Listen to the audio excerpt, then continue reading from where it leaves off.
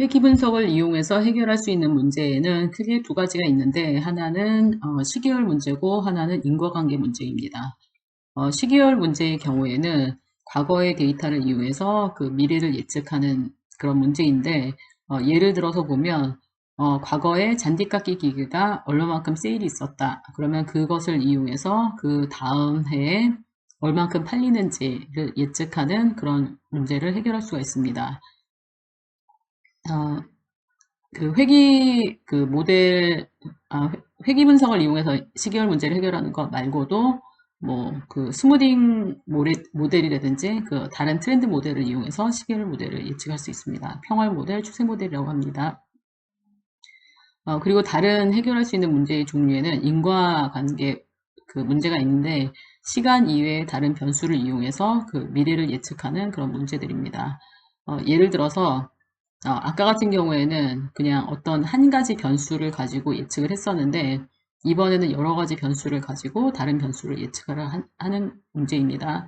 예를 들어서 광고 비용, 경쟁자의 가격이 있는데 그걸 갖고 세일을 예측한다 라고 하는 경우에 다른 여러 가지 변수를 이용해서 그 예측을 할 때, 이런 걸 이제 인과관계 모델이라고 그러는데, 이럴 때 회귀 분석을 이용할 수 있습니다.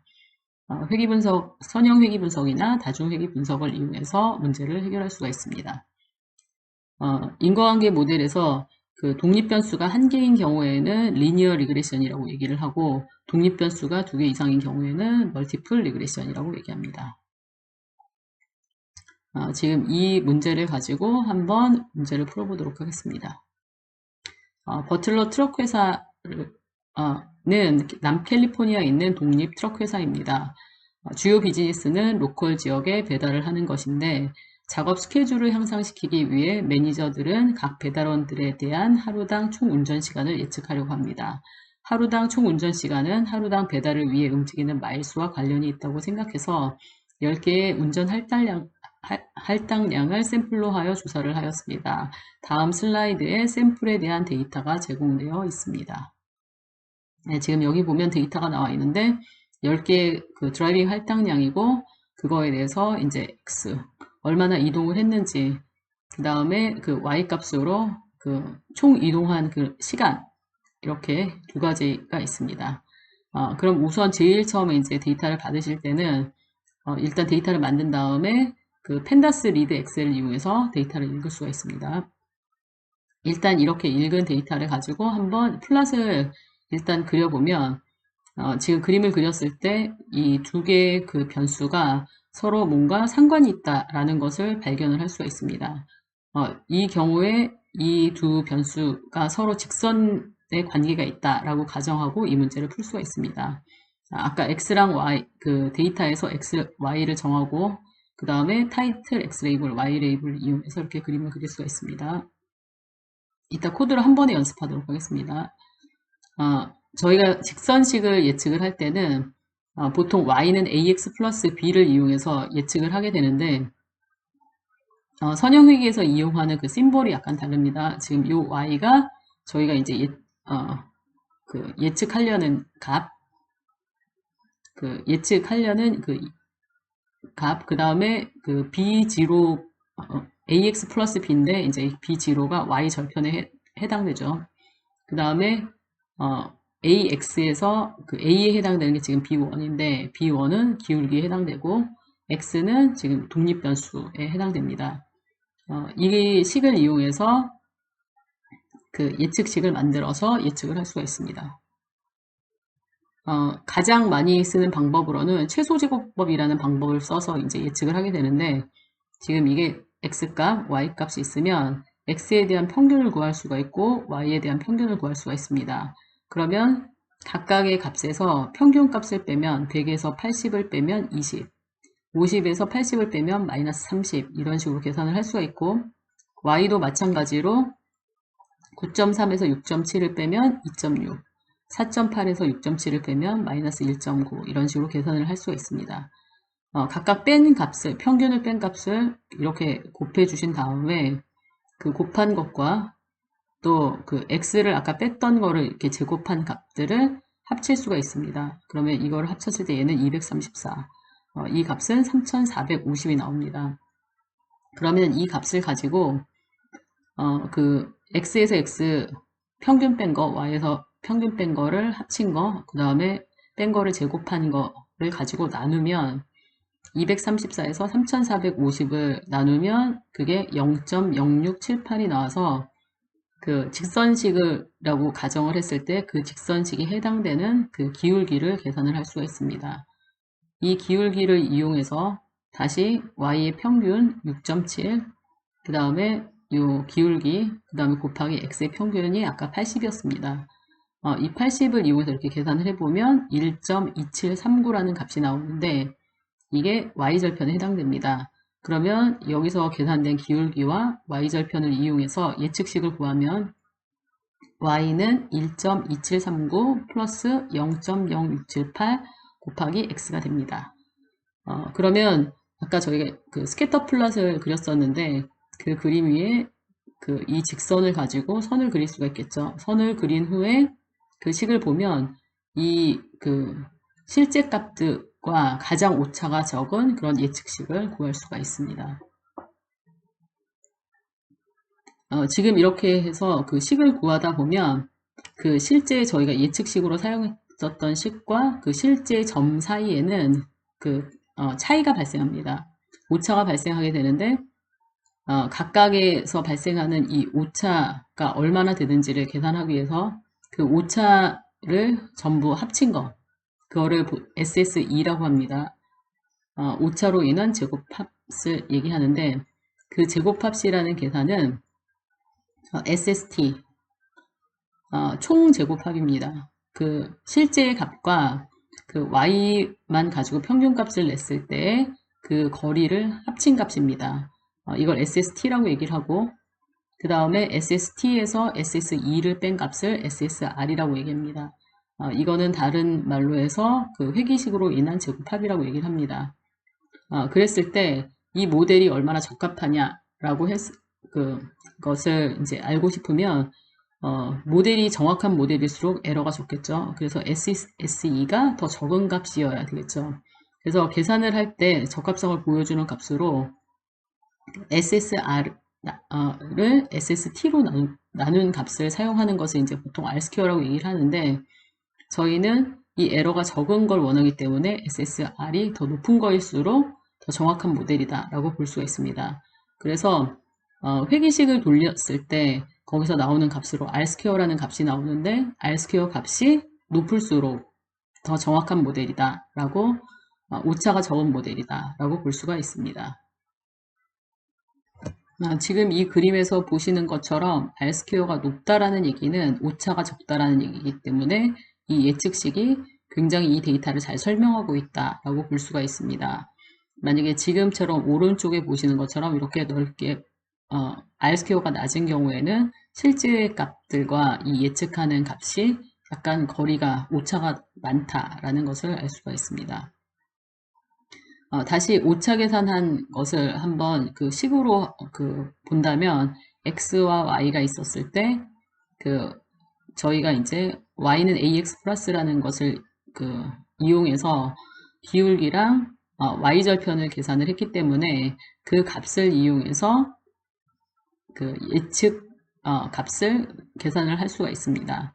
그러면 실제 값과 그 예측 값의 차이가 오차가 되는데 그 오차를 제곱을 한 다음에 그것을 합친 것이 SSE에 해당됩니다. SST는 X랑 Y가 있었을 때 그 Y의 평균값이 6.7이었는데 6.7로 뺀 것을 다시 제곱해서 그걸 합치면 그게 SST가 됩니다. 23.9가 나옵니다. 그러면 SSR이라는 거는 아까 T에서 SSE를 빼면 R을 구할 수가 있는데 그러면 15.8713이 되고 R스퀘어 밸류라는 것은 결국에는 SSR에서 SST를 나눈 것이 됩니다. 그러면 0.6641이라는 값을 얻게 됩니다. R스퀘어가 0.6641이라는 의미는 운전 시간의 66.41%에 대한 그런 이 회기식은 설명력을 갖는다라는 의미입니다. 그러니까 거의 한 30 몇 프로 정도에 해당되는 그런 오차를 가지고 있다. 이렇게 볼 수가 있고, 지금 이 경우에는 66.41이라는 퍼센트가 만약에 만족스러운 거면 여기서 이 모델을 가지고 예측하는 모델을 사용하시면 되고, 이 설명력이 좀 부족하다라고 생각하면 두 번째 변수를 고려하기 위해서 다른 변수를 모델에 집어넣으시면 됩니다. 지금 회귀 분석을 할 때는 스테스 모델을 라이브러리를 이용해서 그 모델 만들 수가 있는데 우선 그 R 같은 경우에는 회귀를 위한 그런 프로그램으로 나왔기 때문에 회귀식을 이용해서 모델을 만드는 게 훨씬 더 쉬운데 파이썬 같은 경우에는 회귀를 기본으로 한 그런 프로그램 랭귀지가 아니어서 지금 그 y 절편 같은 경우에 그 x에다가 컨스턴트 상수를 넣어주고선 이제 계산을 하셔야지 됩니다. 그래서 그 SM에서 add constant라는 함수를 이용해서 x를 일단 상수를 집어넣는 걸로 바꿔주고 그리고 나서 SM에서 OLS라는 게 이제 모델을 만드는 함수인데 y랑 x 값을 넣어줘서 fit을 하셔서 모델을 만들고 그 서머리를 보시면 됩니다. 지금 여기 왼쪽에서 보시면 얘를 x로 잡고 y로 잡았을 때 그리고선 그 회귀식을 돌리셨을 때 그 결과인데 지금 이거랑 똑같지는 않은데 이런 비슷한 방식으로 나옵니다. 그러면 일단 돌리시면 맨 아래다는 보통 아래 섹션에 가서 코이피션트를 보시면 거기서 인터셉이라고 되어 있는 게 y절편 그 다음에 이렇게 변수 이름이 나와 있으면 그 옆에 있는 게 기울기 값이 됩니다. 그래서 이걸 가지고 예측식을 구하시면 되고 예측식이 나온 게 얼마나 정확한지를 알고 싶으면 그 스태티스틱에 보면 R-스퀘어 밸류가 나와 있는 게 있습니다. 아까 저희가 계산했던 것처럼 0.6640 얼마라고 나왔기 때문에 이게 적합하다라고 생각하면 이 모델을 예측식으로 사용하면 되고 이 값이 아직 부족하다라고 생각하면 이제 다시 한번 모델을 돌리면 됩니다. 네, 이 문제를 한번 풀어보도록 하겠습니다.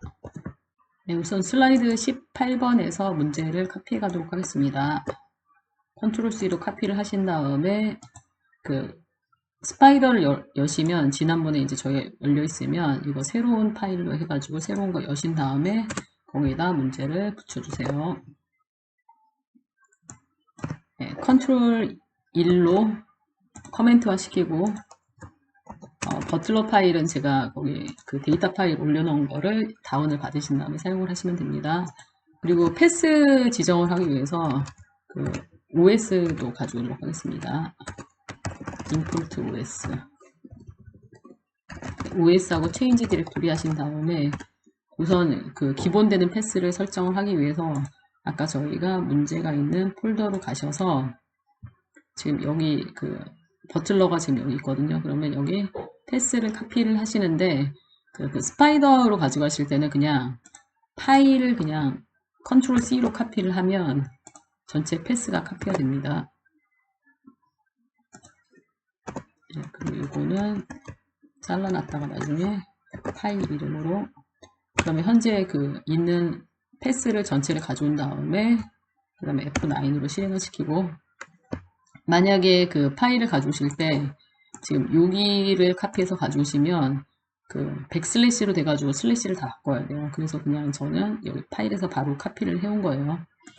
일단 이렇게 해서 그 패스만 여기다 이제 카피를 해 놓으신 다음에 패스 설정하는 거 이제 이렇게 해서 패스가 바뀌었죠. 그런 다음에 이제 파일을 읽을 수가 있겠죠. 리드 펜다에 있는 리드 엑셀로 읽으셔야 됩니다. 그 다음에 파일은 금방 이름 복사했었으니까 그거 버틀러 XLSX 이렇게 해서 가져와서 얘를 버틀러라고 저장을 합니다. 그래서 네, F9으로 실행해서 변수 있는 데 들어가서 보면 버틀러라고 지금 여기 이렇게 생긴 걸 볼 수가 있고 지금 변수가 좀 가려졌는데 이 파일은 아까 연습 문제에서처럼 드라이빙 어사인먼트 그 다음에 그 마일 트래블, 그 다음에 이거는 이제 나중에 그 추가할 변수인데 지금 미리 다 들어있습니다. 그 다음에 마지막에 트래블 타임, 이동 시간. 그러니까 지금 이동 시간을 이 마일로 이걸로 예측을 하는 문제죠. 그 다음에 제일 처음에 스캐터 플롯을 그리라고 했는데 스캐터 플롯을 그릴 때는 우선 XY를 따로 지정해서 하도록 할게요. 버틀러. 지금 컬럼 이름을 모르니까 컬럼 이름을 할 때는 버틀러 컬럼즈. 네, 이렇게 하면 지금 여기에 있는 컬럼들이 있으니까 그 마일 트래블이 X 독립변수가 되는 거고, 그 다음에 Y 이꼴 버틀러에서 이거 트래블 타임이 지금 Y 값입니다.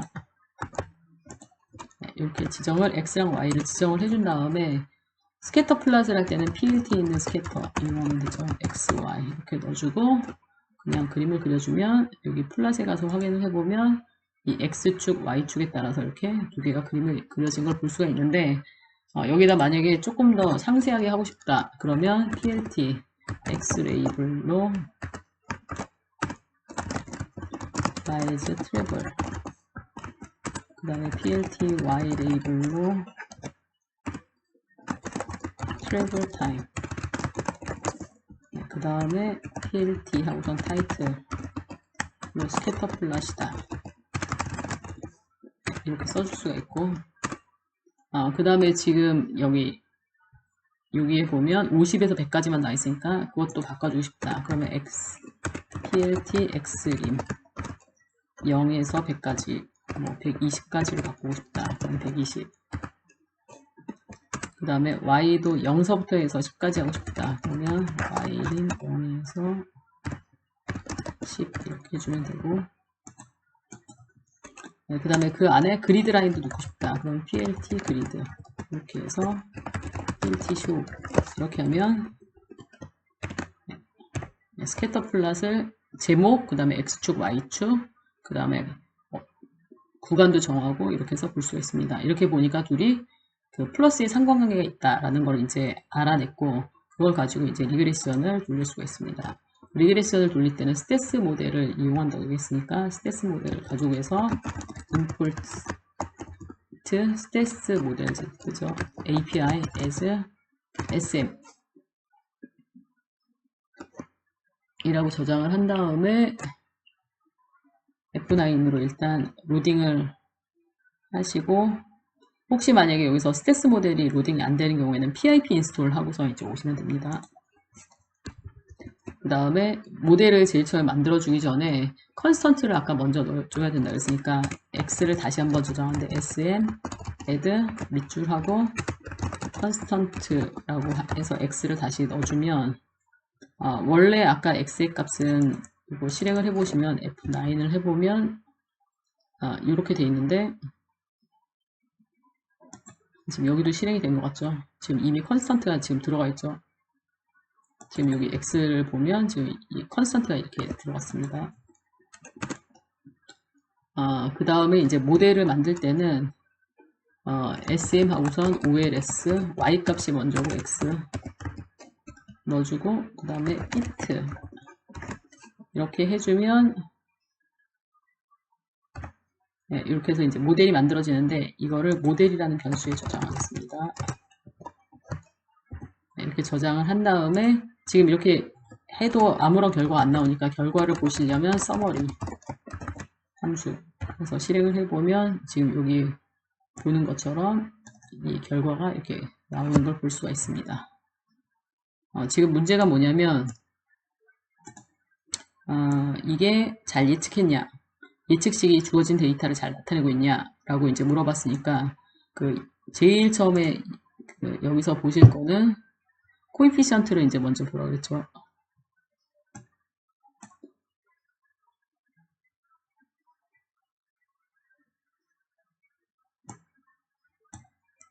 네, 여기서 지금 보면 네, 지금 여기 코에피션트 컨스턴트, 요게 이제 y 절편, 그 다음에 요게 기울기 이렇게 나왔고, 요게 이제 예측 모델이고, 이게 얼마나 정확하냐를 보려면 R스퀘어 밸류를 보면 된다고 했습니다.